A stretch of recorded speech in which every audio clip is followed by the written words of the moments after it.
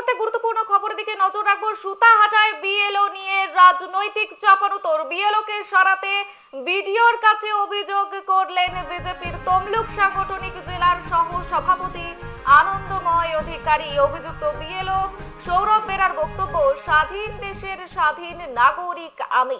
এই ইস্যুতে বিএলও এর পাশে দাঁড়িয়েছেন স্থানীয় তৃণমূল নেতৃত্ব।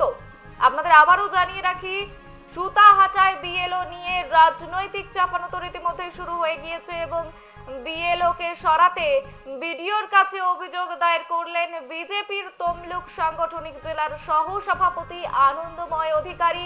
অভিযুক্ত বিএলও সৌরভ বেরার বক্তব্য, স্বাধীন দেশের স্বাধীন নাগরিক আমি।